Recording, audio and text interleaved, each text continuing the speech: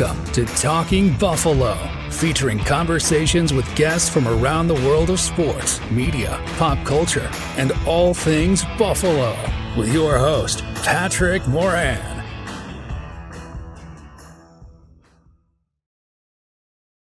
Well, after what seems like an eternity of mock drafts after mock drafts and analysts after analysts, predictions, guessing when it comes to the NFL draft, the speculation, folks, is finally about to end. We are here.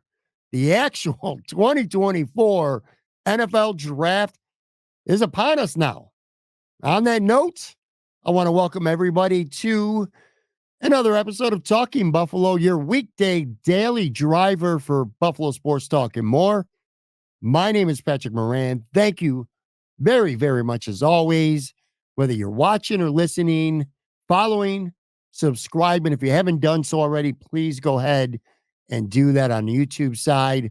Like this video, comment, subscribe. It really helps the algorithm. And of course, on the audio side, Apple, Spotify, wherever you get your podcasts from, please make sure that you give us a follow. I appreciate y'all very much. And I'm excited. I'm relieved. Like I said, it has just felt like kind of an eternity here. NFL mock draft and guessing season and smoke screen season, all about to come to a head with this draft that starts, depending on when you're listening to this or watching this, merely hours from now. I'm going to offer my final Buffalo Bills draft predictions, some quick analysis as well, at least of a handful of potential scenarios that I realistically could see playing out. That's what today's episode is going to be about. A few quick things too before I dive in here and get cooking. Going to do a Bills mock today at some point, but I want to let you know this now because I know you're all mocked out. This is going to be a really quick one.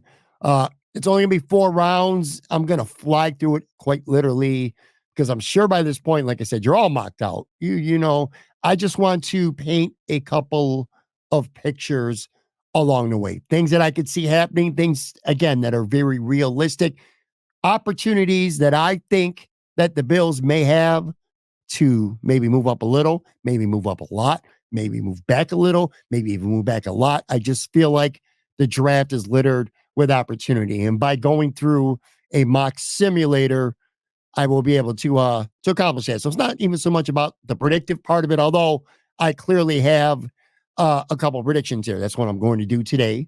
And I'm going to try to keep this episode as brief as I humanly possibly can, while still being able to get all the stuff that I need to be able to kind of maximize being informative today.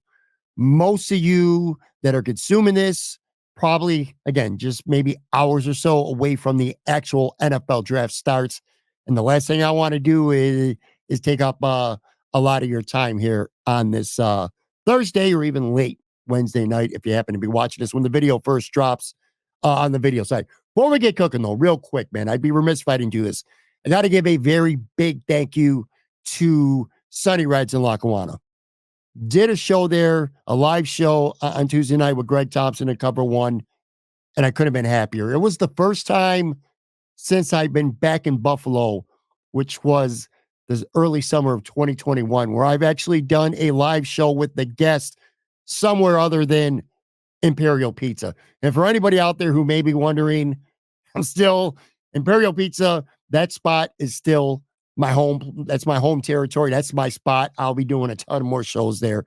Just got to a point now where I kind of want to start doing shows at other places as well. Kind of want to spread the wings of Talking Buffalo, so to speak, just a little bit here and there. But anyway, did a show Tuesday night at Sunny Reds. Hospitality, amazing. Food, amazing. The vibes, amazing. The way everything was laid out for us, I thought was really amazing. This is, and I've talked about it before. I talked about it on the show. I've said it on social media. I'll say it again right now. To me, Sunny Reds may be maybe the most underrated place in all of Western New York to go out and eat and hang out and chill and catch some vibes. The wings are right there. 911 Tavern, Elmo's, Barbell, and you can put Sunny Reds, their wings right up there with them. They're that good. The brick oven pizza's amazing. I've had a fish fry there. Amazing. Tons of good things to eat. A legit restaurant menu in a dive bar kind of setting. So cool. And it's just 5 minutes up the road, down the road, depending on which way you're coming from Highmark Stadium. So it's Lackawanna technically, but in reality, you're minutes away from Orchard Park. But anyway, Justin, his staff, I cannot thank Sunny Reds enough. A lot of fun. I will definitely be back. And I did the show with Greg Thompson from Cover One. Want to make sure I give big thanks to Greg as well. I'll tell you what, I'm taping this show less than 24 hours after we wrap. And I can already tell just by going through the first 16 or so hours, well on track to being one of the most downloaded episodes of Talk Buffalo ever. Greg was awesome. Good conversation. A really popular and one of the best Buffalo Bills content creators in this industry. We had a great talk. Didn't do a mock draft. We just talked about some potential scenarios. Greg is a salary cap guru, and I spent a nice chunk of that episode having him explain what it would take for the Bills to potentially make a trade for a veteran, like, say, a Brandon Ayuk or a T. Higgins, or in the most extreme case, a Justin Jefferson. Just a great conversation. So I want to make sure that I thank Greg as well. So thank you, Sunny Reds. Thank you, Greg Thompson from Cover One. As far as Talking Buffalo goes with this draft here, starting again here, just hours away on Thursday night, we're going to be live on the video side immediately after round one ends, whenever that may be, 11:30, 12:30, whenever it may be. I'm going to live stream on video. It'll be available in audio podcast form shortly after that ends. Don't know yet if I'm going to have a guest or not. That depends on who may or may not be available. Going to be tough because a lot of content creators are going to be doing their own shows right after the draft. And a lot of the mainstream media people that I normally be able to get for the show will probably be at One Bills Drive for a media scrum after round one ends, and the Bills, assuming they make a pick, that they make a pick. So anyway, regardless of whether I have a guest or not, definitely going to be live on Thursday night late. Ditto for Friday night as well. I'll be on after night 2 of the draft. Same exact deal. Video side live, audio podcast will drop shortly thereafter. Again, unsure about a guest, but definitely a bonus 6 episode of Talking Buffalo this week. Unsure about Saturday. I think maybe that depends on how I deem Saturday. Like if something eventful happens enough involving the Buffalo Bills that I want to go live after the draft concludes on Saturday, maybe I'll do that. But more than likely, I'll probably just wait to talk about day 3 and kind of put a bow on the entire draft on next Monday's Talk Buffalo podcast. We'll see, though. I don't know. We'll see. But as we dive in, again, with this literally being draft day, with me personally, something has changed over, say, just the past couple of days. Before now, I'm going to be honest with you, I was pretty convinced that depending on how the board fell, that positions other than wide receiver were very much at play for the Buffalo Bills in the first round. And I'm talking edge guys. I'm talking 1 or 2 interior linemen, maybe a defensive tackle, maybe a defensive back. I legit thought that would be in play depending on how the wide receiver position played out. I'll say this right now. I don't feel like that anymore. I do not feel that way at all anymore. Let's just put it this way. I'm now confident, ranging from reasonably to maybe even very confident, that the Bills are getting a wide receiver before Thursday night is over, no matter what. I mean, it's the obvious need, and we've known that all along. But beyond that, I gotta make sure I'm careful how I say this. I'm just going to tell you this, man. Brandon Beane, and I know this. I know this for sure. Brandon Beane is pretty hell-bent on that wide receiver room looking good before the Bills get to training camp. Draft, very likely veteran addition, a big one. More unlikely, not impossible, but more unlikely because of the salary cap. I've said on social media, I think I said on this show too, and I'm saying it again. That Stephon Diggs trade, that became personal to Brandon Beane. Internally, that next day presser might have said things, the right things. He might have had the right look in his face. But from everything I've heard, Brandon Beane was like internally stewing at that press conference. He wants that position to not only be upgraded from last year, but I think Brandon Beane wants everyone around the league to think that as well and to talk about that as being such. He wants to win that trade straight up. Brandon Beane wants to go down, and general managers win trades, they lose trades, and trades happen for a lot of reasons. But I'm telling you, Brandon Beane, win this specific trade, he wants to win. He really does. He wants to win that trade specifically. Look, reality with this wide receiver crop, because it is very complex. After the big three, and by the big three, of course, I'm talking Harrison, Neighbors, Odunze, there's legitimate question marks on all of them. And I could talk here all show about how good some of these guys are and what they could do well, but all of them have question marks. All of them, all the guys that you think the Bills might pick in the first round, all the guys that you've heard the Bills may pick in the first round, all the guys that you have seen mocked to the Buffalo Bills in the first round, if their name ain't Harrison, Neighbors, or Odunze, they got question marks. It's a little more complex than just some of what you see on the surface. I promise you that. Like Brian Thomas Jr., great skills, great measurables, great traits. He also put up some really good numbers at LSU, but he also ran very limited amount of routes in college. He may or he may not have a shoulder issue that may or may not be a little bit concerning. He also had 5 drops last year with LSU. And when it comes to Brian Thomas Jr., he also has a price tag in terms of comp in this draft that the Bills may or may not be willing to want to move up for. He's not a perfectly clean receiver, is what I'm saying. And again, I'm not telling you anything that you don't know. But my point of all this is that there's question marks with anyone starting at wide receiver 4. And that includes Brian Thomas Jr., a guy who you're going to definitely have to move up for. I know some recent mocks have had him fall into 28. I'd be stunned if that happens. So that's a guy. Xavier Worthy, man, he does have that Tyreek Hill scared the living bejesus shit out of you with his blazing speed. And he can win at every level. Yards after catch, intermediate level, obviously separate, get deep. He's more than just straight line speed. I mean, he can be a Deshaun Jackson. But, again, question marks. Dude is 165 pounds, man. That's got to be concerning.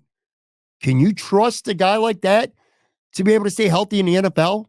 18 game seasons plus the playoffs? You know, sure, he can be Deshaun Jackson. We've heard a lot of people with his traits, not quite his speed, but some of his traits coming out of college. This is your next prime Deshaun Jackson. Sure. But, you know, is he just another Roscoe Parrish?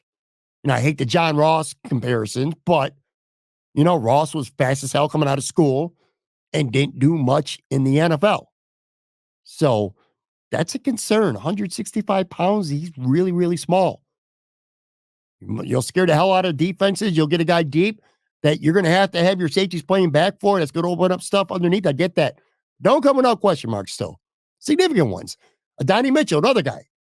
You know, he is that big boundary receiver that we should love. You know, we should be in love with A.D. Mitchell and you know, every skill that he seems to have every single skill in the wide receiver tool shed, right? But he's also been perceived as being lazy when he's not getting the football. Now, could that be coached out of him? Sure. This is the NFL. This is professionals. But it's a character trait. I think it's something to you at least need to be mindful of. Plus, for the physical specimen that he is and the attributes that he has in college, not a great yards after catch guy, which seems to be an issue with the Buffalo Bills. Not a big yak guy at all. Don't break tackles, which again, you look at him, he should be. So you combine that, the fact that I think he only had 3 games last year where he had 70 yards or more receiving, and the effort. No, he comes with some flags. It's concerning. Xavier Legette, love this player. Keep hearing about the Deebo Samuel characteristics. I mean, who doesn't love that, right? But, this is a guy who legit is a one-year wonder at this point. In the truest sense, too. I mean, he literally did nothing before last season at South Carolina. You could make a case that the Bills probably, especially if they're using a first-round pick and a wide receiver, they probably want a plug-and-play type of wide receiver in the first round, and I'm not sure that Xavier Legette is that guy. I mean, the skills are there, the talent's there. You look at him, he could end up being a Pro Bowl caliber guy, but probably going to be a little bit of a steeper learning curve with him, a learning period for him. Can you get him out on the field right away in some situations? Sure, probably I could see that. But is he going to take Stephon Diggs level snaps, target share, even close to that right away? Probably not. There's other concerns that with other guys too, for sure. Keon Coleman, kind of slow. And again, a lot of these guys, they got a lot of great attributes, but that's not what we're focused on right now. We're talking about somebody like Keon Coleman. I'm like, kind of slow. Doesn't really separate. I love Lad McConkey, but kind of feels like another version of Khalil Shakir. Not to say I wouldn't be perfectly happy with the Bills to take him at 28, but I look at his skill set, another Khalil Shakir to me anyway.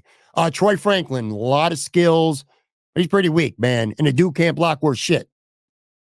Straight up. So, obviously it goes on and on.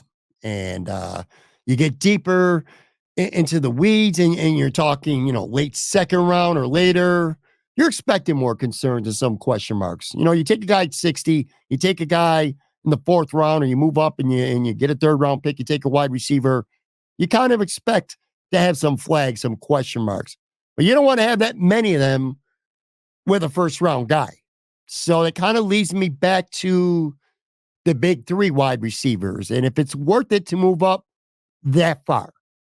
And obviously, you do that, there's major pros and there's major cons. I mean, the pro is you could go get a guy like Rome Odunze, who at least coming out of college right now, he's as clean as it gets, man. He ain't got no weaknesses. 0. No weaknesses. He's great on the field. He's a selfless guy. He's a high character guy. He's a leader on the field, off the field. He does everything, man. You go get him, you're very likely going to get a guy that you could pair with Josh Allen, and that's his guy. That's his guy for the rest, if not, if not the entire remainder of the prime years, the prime Josh Allen years. And you think back to the relationship between Josh and Stephon Diggs. And one great. Josh is certainly saying the right things, as he should. Stephon doesn't really say too much, but, they had that love-hate relationship. They were like brothers in a way. Josh Allen keeps saying that's like his brother. Well, it is, but brothers who fight a lot. That relationship, very up and down. I think it'd be pretty cool for Josh to have a right-hand guy, a true, legitimate number 1 receiver that he'll get along with, quite frankly, a lot better. That's somebody that'll collaborate with him all the time as opposed to going against him. And that's not me saying Stephon Diggs was always in the wrong and Josh Allen was always in the right. Not saying that whatsoever. I'm a big Stephon Diggs guy. I just want to make sure I'm clear on that. But you get what I'm saying with Rome Odunze. Just all the pros that go with him. But the biggest guy is the price tag. I saw Joe Biscaglia in The Athletic.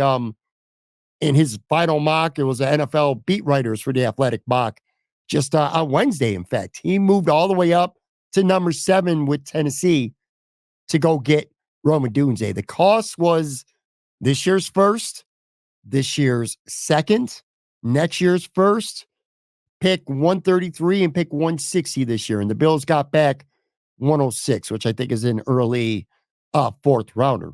So you're talking 2 firsts, second, pick 133 and 160. That is a very steep price to pay for anybody. Plus, great, Odunze is a elite prospect. But whether he is or not, nothing's ever a lock coming into the NFL. So I'll tell you what, though, I think Joe might be onto something because I'd be very tempted to do that if I'm Brandon Beane. Again, you're getting your number 1 wide receiver. You're getting an early fourth round pick. Maybe that he can provide some depth or even some competition, maybe safety, maybe guard. And then you just stack up some bodies, call 20-24 a day, and you got your number 1 receiver. So there's that. And then lastly, with the receivers, there's the veteran trade factor. Again, Ayuk, Higgins, Cortland Sutton. I just can't bring myself to even realistically mention the name of Justin Jefferson. And especially, again, after my conversation with Greg Thompson on the show just yesterday, certainly not impossible to make it work. But the amount of restructuring and extensions and things that would need to be done, just not sure that that's really worth it, especially when the Bills are set to be in much better cap shape next year. Last thing, then I'm going to take a quick break, and then I'm going to fire up this mock, and again, literally fire through it. In regards to this final mock I'm about to hit up, I'm not trying to win this mock. I've said this before. I'm going to say it again. My goal is not to put up a receipt online where people are like, oh my God, that is the best case scenario. I love your mock. I'm not trying to win this mock. I'm not trying to play the mock either. When you do enough of these, and I use PFF like most people do, you kind of get a good sense of where people are going to be. So if you want to wait on a guy because in the PFF simulator, he's always going to be there, you could do that. But that's not what I'm trying to do. There's a few guys that I think consensusly are ranked too low in this, where you can get much later than where they go. And as far as my strategy, look, I've landed on 4 guys that I like, at least 4, maybe 5. 4 for sure, that if they're there at 28, I'm good with.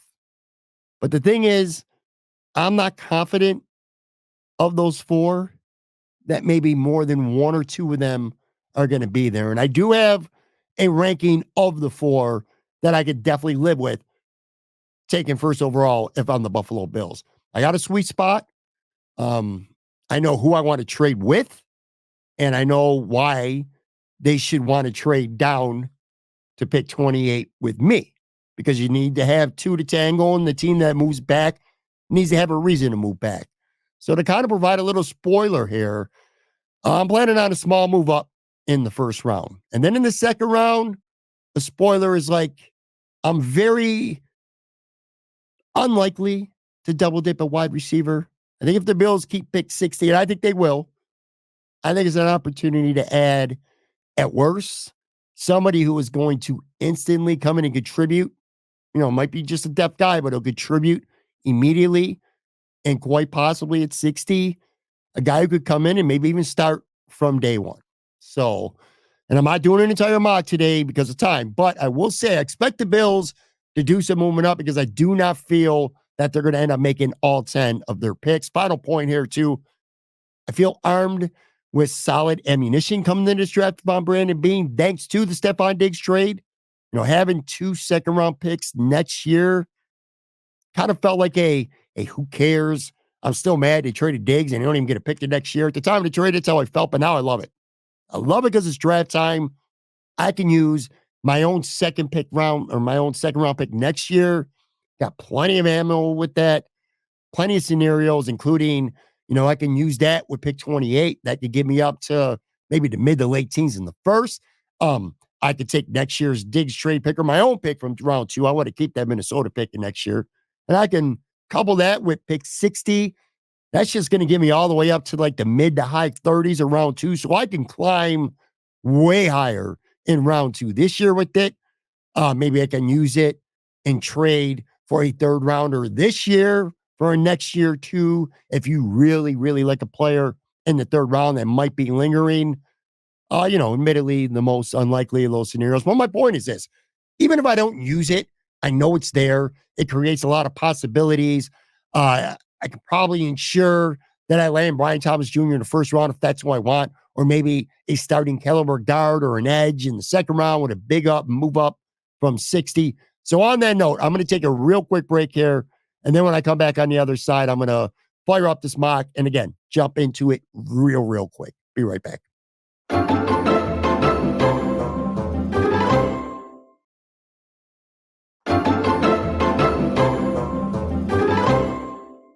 All right, I am back here. I just laid out a bunch of scenarios. We just talked about a bunch of wide receivers, and I've said finally have come to grips with the fact that I'm confident that the Bills are going to take a wide receiver in the first round.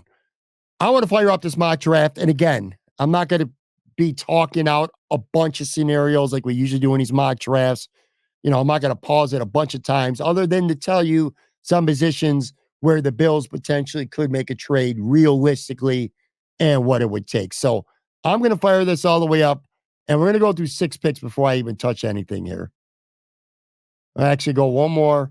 All right, so now Tennessee would be on the clock, and in Joe B's athletic mock, he actually traded up a lot to go get Rome Odunze in his mock. The way this played out, which, by the way, the top 6 here, if you're looking on the video side, you can see it. Audio side, I'll tell you that it's played out the way I think is very realistic and expected.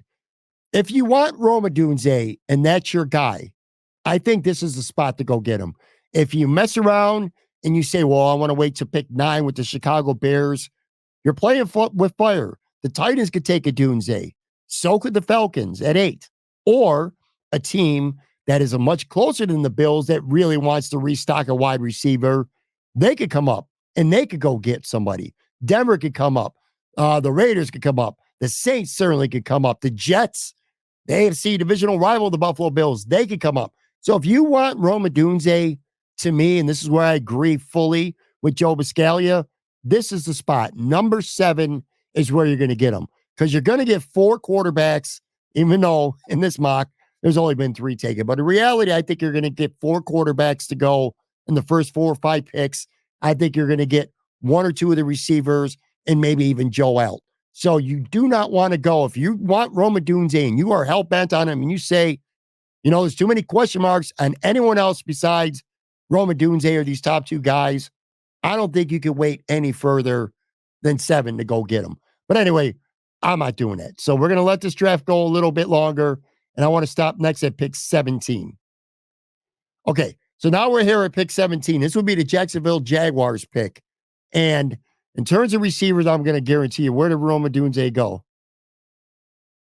Rome Odunze lasted all the way to 15 to Indy. That's not going to happen. But whatever. In this mock draft, he did. And the Bills, I'm not the Bills, Jacksonville Jaguars are on the clock at pick 17. The reason why I pause it right here at 17 is because this is the spot where if you want to go get Brian Thomas Jr., if you want to be essentially assured of going to get Brian Thomas Jr., assuming the Colts at 15 wouldn't take him. Now, I know they took Rome Odunze, but again, that dude he ain't going to be there at 15. This is where the Bills could give up their second round pick next year and 28 this year and maybe a little bit something else, and they could go get Brian Thomas Jr. That's what it would cost. Your first, a second, maybe a fourth or a fifth, or you trade a fourth and you get a fifth back, something like that. This is the price package you're likely looking at to go get Brian Thomas Jr. Pick 17, 18, maybe 19 at the latest. You got Cincy and the Rams right behind you. I don't think they're huge risks to take Brian Thomas Jr. But again, you can't think that way. You got to think that other teams want a very good wide receiver as well. And I look at Pittsburgh at pick 20. And they might want to move up a couple spots. So if you want Brian Thomas Jr., you want to be assured of getting him anyway. Despite what these most recent rounds of mocks are saying, I think this is where you got to go get him. I do not think you could mess around. If you want Brian Thomas Jr., you really want him, that's your guy. I don't think you could wait any further than this. But again, my personal opinion, my feeling, if I'm Brandon Beane, I'm not giving up a second round pick and something else to go get Brian Thomas Jr. There's too many other scenarios and things that I like. Now I'm going to let this go to pick 25, and this is where things would get interesting. So let's do that. We're going to let it go up. It's coming up to 25 now. All right, here we go. So the Green Bay Packers are on the clock right now at pick 25. And in the mock draft that we got going on right now, there have been, actually, I take that back. Adonai Mitchell is now off the board. Okay. I came into here to this mock saying there's 4 receivers at pick 28 that I am definitely high enough on that I'm willing to pull the trigger on. One was Adonai Mitchell, Xavier Worthy, Xavier Legette, and Brian Thomas Jr., who's now gone. So now 2 of the 4 guys that I'm like, I could be all about at pick 28 and be very happy with, 2 of them are now gone. And Green Bay is on the clock at 25. This is actually playing out the way I think it could play out in real life with the real draft. And by the way, let me throw out there, Lamb McConkey is borderline. Like, I wouldn't be thrilled if the Bills took McConkey at 28, but I also wouldn't be bitching about it either. But anyway, here's the scenario you got. You got the Green Bay Packers on the clock. The Green Bay Packers, when you look at the PFF, what they say their needs are and what I agree with, guard and tackle are literally the first 2 things that they need. Okay? They don't need a receiver, definitely don't need a receiver right now. The Bills need a receiver. Green Bay now, there was a run of tackles at 20, at 21. So Pittsburgh got a tackle. Miami got a tackle. Actually, the Rams, because they took Mims. And Barden, who's a guard. Okay, this is actually working out the way I would want it to if I'm the Bills. All these offensive linemen went off the board. They're not available for Green Bay anymore at 25. I would say Frazier, who could play guard or center, Jackson Powers Johnson, who could play guard or center. Those are probably guys I think that Green Bay could turn their attention to. A couple other positions as well, but I'm kind of focused. I think Chop Robinson's still out there. He is. So there's other positions where I feel like Green Bay could move back, and they're going to go get that guard. They're going to go get a starting guard at 28. Meanwhile, the Bills can move up 3 spots, and now you got the guy that you want. Well, they don't got Mitchell, they don't got Thomas. But now if you like Worthy, now if you like Legette, now if you like McConkey, I think this is where you got to go up and go get them. And I'm sure they got them ranked. I'm sure it's not like, go give me any of them, I'm equally as happy. Sure, they like one a little bit more than the other, and then that guy a little bit more than the next. So here's my proposal, and I did the draft value chart to make sure that things match up. Again, I'm not trying to win the mock here. I'm not trying to get brownie points, popularity points. I'm trying to keep this real. For the Bills to move up to pick 25, they'd have to give up, obviously, pick 28. They would have to give up pick 128, which is in the 4th round. And then they would have to give up pick 204, which is in the 6th. So you're moving up 3 spots. You're giving up 28, 128, and 204. And I'm going to offer that trade to the Packers right now, and they've accepted it. So now, in my mock draft here, and I do predict that this is actually going to happen. This isn't just a mock draft. I actually feel relatively good that things play out the way it is. If they don't go get Rome Odunze, this is the most likely scenario to me. The Bills are now on the clock, and you have pick 25. You've moved up 3 spots. You're on the clock. And I'm not going to, again, I don't want to be here for an hour and a half. So I'm just going to tell you who I'm picking, and I'm going to tell you why. And again, this is where I'm not playing the mock, because I could easily pass on him now. And you look, and Xavier Legette is the 53rd ranked guy on the PFF board. And by the way, it's not just PFF. There's other people, very respected people. Dane Brugler from The Athletic has, I think he's like his 14th ranked receiver or something like that. But here's the deal, folks. I'm taking Xavier Legette in this spot. It's part of it is a gut feeling. I just think he's going to be a special player. And I know he's a one-year wonder, but man, that 1 year at South Carolina, by the way, gets some really good competition.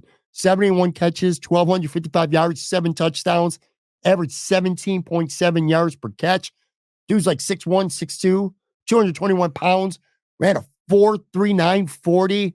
Good character, good competitor, a really good blocker, which means a lot in this Buffalo Bills offense. You know, one of the more underrated things about Gabe Davis that people didn't appreciate enough is he was a hell of a blocker. So I love this pick for the Bills, and I'm going to take it. Again, I could probably get away with not picking him now, and I could go get Chop Robinson. And for the record, at pick 25, just real quick here before I actually make the pick, and I am making it. But let's just look. Interior offensive line, Jackson Powers-Johnson, Zach Frazier Jr. are both on the board. If you want to go edge, which, by the way, if you're watching this on the video side, you can see my head tilted to the right because that's where my simulator is. Chop Robinson is on the board. Darius Robinson's on the board. I think he's somebody the Bills would have considered if they're not taking a guy in the first round. Tyler Nubin's the highest ranked safety. I don't think that's a real consideration. But anyway, those are some other potential possibilities. But again, for me, I'm going down the list of the PFF rankings at least, and I'm going Xavier Legette. So we're going to take Xavier Legette, keep this rolling. And you know what? I just realized, which doesn't matter because Brian Thomas Jr. actually was available to the Bills. So I was actually looking at this wrong. I thought he got picked up in a pick earlier. So I kind of screwed up a little bit. But in the fairness of realism, I'll say this. I don't expect Brian Thomas Jr. to be on the board at pick 25. I think he goes as early as 15 to Indy and probably no later than Pittsburgh at 20. So in the interest of keeping this realistic and not trying to win the mock, I'm glad I didn't take Brian Thomas Jr. because I think Xavier Legette realistically is a guy that you can move up to at 25 and still get. But anyway, Chop Robinson goes 30 to the Baltimore Ravens. And by the way, in this mock, Thomas Jr., they go 27 to Arizona. Point being, so if you didn't move up and you wanted to wait to 28 and you thought you could get Brian Thomas Jr. at 28, your heart just broke because he went one pick before. All right, so anyway, here's what I want to do next. I'm going to go up to about pick 38 right now. All right, so now we just went up to pick 38, and the Tennessee Titans in round 2 are on the clock. And I'm looking at the players that just went off. All right, Tyler Nubin, a safety that would have looked good in a Bills uniform. He's gone. Zach Frazier, who I'm sure is a Sean McDermott favorite. He is gone. Jalen Polk, which, by the way, if by some crazy reason I either A, missed out on wide receiver, or B, I took Xavier Worthy in the first round, I think I would be happy to go get Jalen Polk in round 2. And that would be my double dip because there's different types of receivers. But anyway, Jackson Powers-Johnson is still on the board if you're the Buffalo Bills. The reason why I'm doing this, and I stopped at the Tennessee Titans at pick 38, is if you were to take 60, which is your second round pick now, 160 and 200 this year, and your second round pick next year. Now remember, you got 2 of them next year. And you went to Tennessee, draft value chart measures up, and Tennessee could be willing to do that. So Tennessee would they'd move from 38 all the way back to 60, but they would get a second rounder next year. They would get pick 160, and they would get pick 200. Now, the one thing I hate about PFF, their draft simulator, with so many good things, but one thing I hope they could get fixed for next year is I'd love to be able to take a look at this entire board. Because just off the top of my head, off memory, I don't know everyone who's out there, but I know Jackson Powers-Johnson is definitely there. So if you're looking for a day 1 caliber starting guard, you could go get him right now. And you're giving up next year's number 2. Your own, because I keep the Vikings 2. But you can go get yourself a starting guard right now. And your next pick would be pick 133. Or Cameron Kitchens is a safety that I like a lot. But you could probably get him at pick 60 without moving down. But if you're going to get him at pick 60, maybe give up a second next year and try to get a third. So I guess my dilemma would be in this scenario, do I want Jackson Powers-Johnson right now, a starting guard, or maybe Cooper Beebe?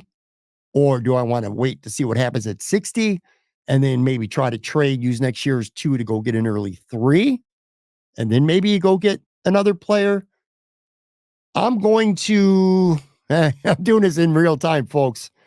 Man, I want to make sure Jackson Powers Johnson wasn't gone because that would definitely be a guy that I would trade up for, I think, because he's a guy, you know what? I'm going to do it. Let's offer this trade. So we're going to do it, man. Pick 38, 60. Let me make sure I got the numbers right here. 160 and 200. And we're going to offer it to the Tennessee Titans, and they have not accepted. You know what?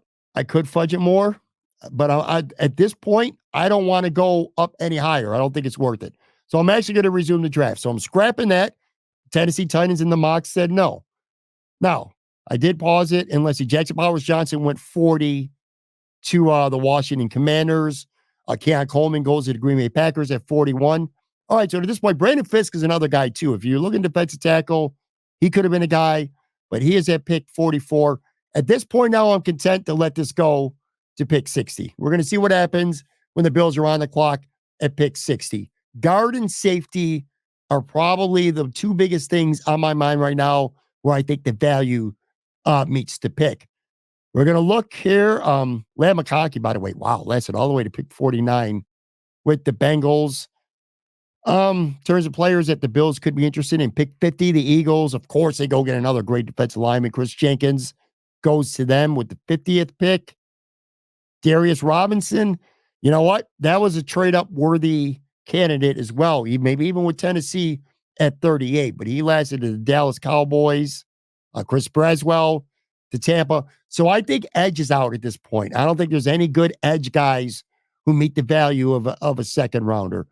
I take that back because Marshawn Nealon is there. That is a strong candidate. Let's look at him real quick. I want to look at interior offensive line. Cooper Beebe, another very strong candidate. And then the other position I wanted to look for, and I'm pretty sure he's still there. He is Cameron Kitchens. So, man, you could go get yourself a guard who might start right away. You can go get yourself an edge who's going to carve out playing time in a role relatively quick with a lot of upside. Or you can go get yourself a safety. Maybe you're not sold on Mike Edwards being a starter for now, but even if you are, a one-year deal, you develop, and Cameron Kitchens has those Micah Hyde traits. We keep hearing all about that. What to do, folks? What to do?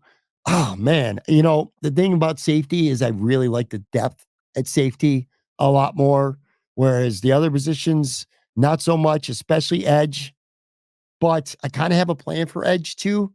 But the way this falls, him being 60, which almost feels unrealistic, because I do not think Marshawn Nealon would be there at pick 60. I really, truly don't.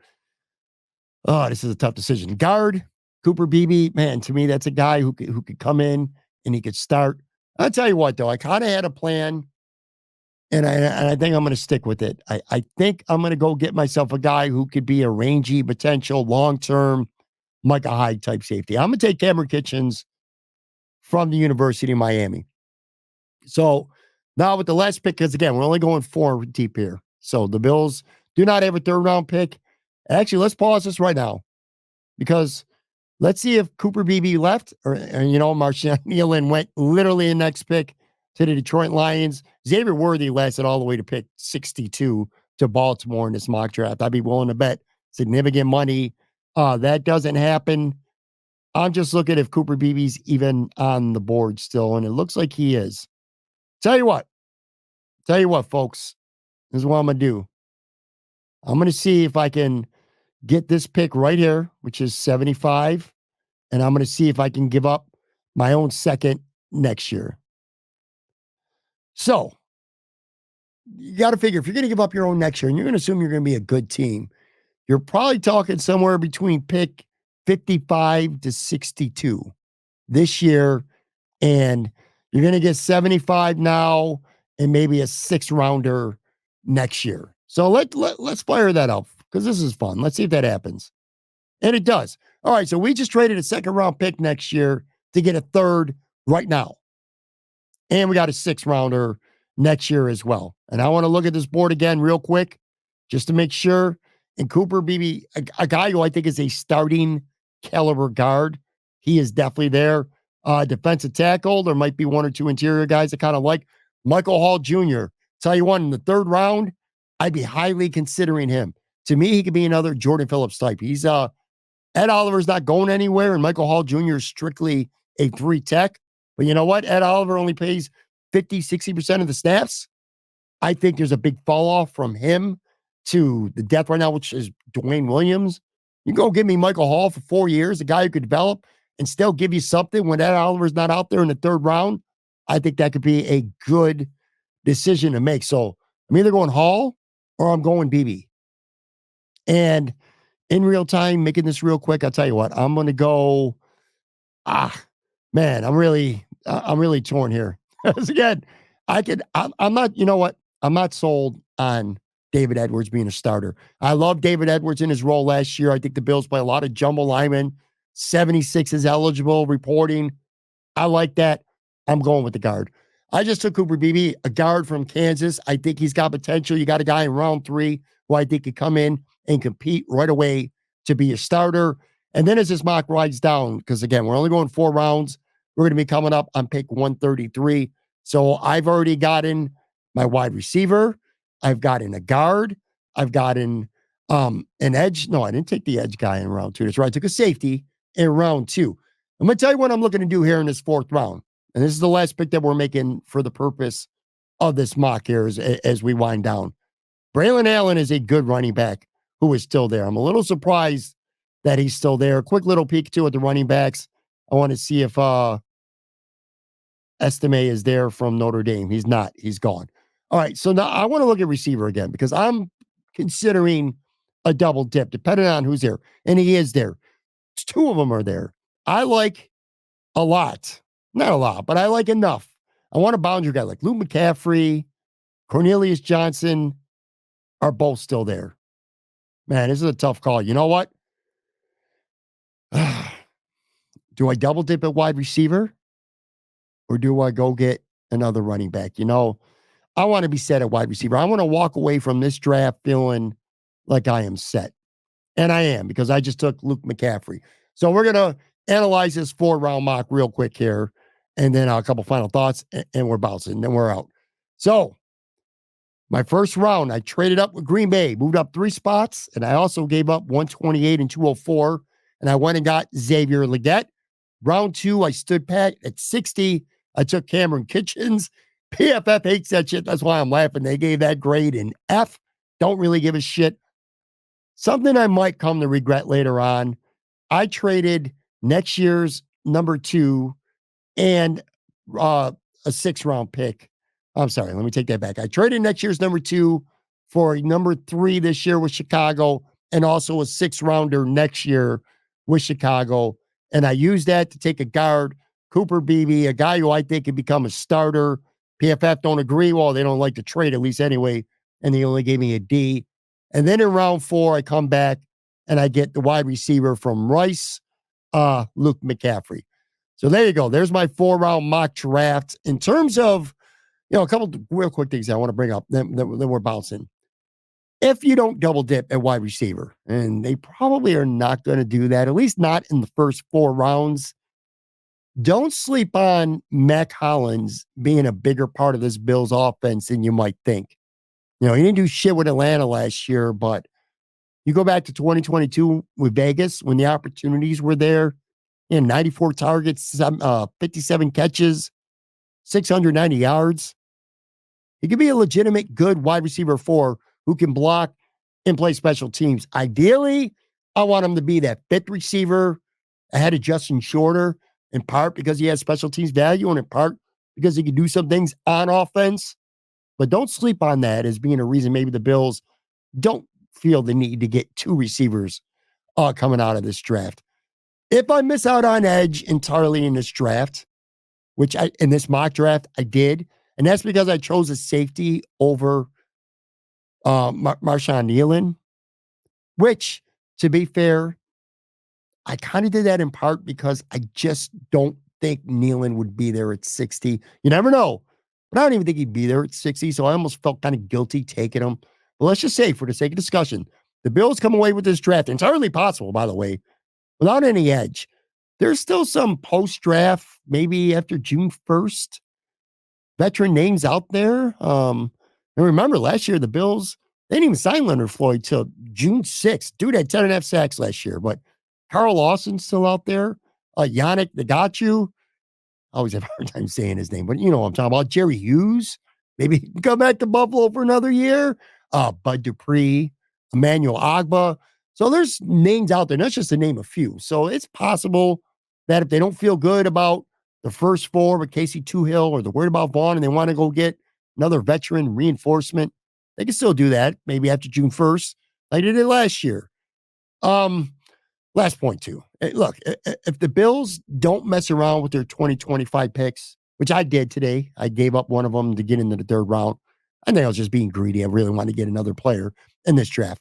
But the Bills don't mess around, man. They don't give up that second round pick next year. You're looking at Brandon Beane having a first rounder next year, 2 seconds next year, one of them possibly a very good second round pick with the Minnesota Vikings, who look like they're going to have either Sam Darnold or a rookie starting, and a much rosier salary cap outlook for 2025. I think the Bills are trying as hard to win a championship this year as they have any other year. The difference is I don't think Brandon Beane is just willing to mortgage the future this year like maybe he was a little bit in the past couple of years. But this team right now, I think the mindset is let's be competitive, let's be set up to win, and hope our quarterback has an MVP type season and we stay healthier, which was a big issue, of course, the last 2 years. And then, man, come 2025, we're still going to be a good team. And we got 3 of the first 64 picks of the draft. We got a lot of cap room. We can go and add some pieces. In 2025 is when we can like really make big moves. Like they're trying to win right now, but maybe not making big moves. Now, of course, that can all change in the blink of an eye. Because if Joe B from The Athletic is right in his mock and the Bills go get Rome Odunze, who's not going to like that, right? But anyway, as things stand right now, my big prediction is the Bills move from 28 to 25. And under the circumstances that we laid out, my personal pick, I think it's Xavier Legette. Although it can easily be Xavier Worthy or Mitchell as well. But Legette is my preference. And I really would love for the Bills to go get Cameron Kitchens, even if it's at pick 60 in round 2. I think he's a guy who fits this scheme. Sean McDermott defense, absolutely perfect, and can be a guy who goes on to play many, many years, maybe if not this year, but many years as your Micah Hyde type safety. Go get yourself a little interior help, maybe double dip on a more boundary type receiver. And this team is off and running. But anyway, it's going to do it for this episode specifically. I want to invite you again to make sure that you come back, follow us. Again, I will be live immediately after round 1 tonight, I guess, depending on when you're watching.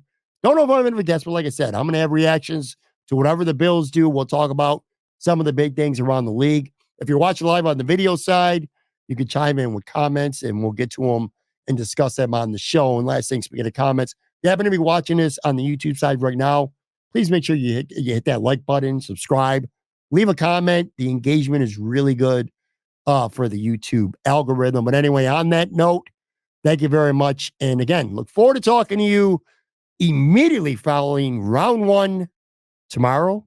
Or is it tonight? I don't know. Talk to you soon, though.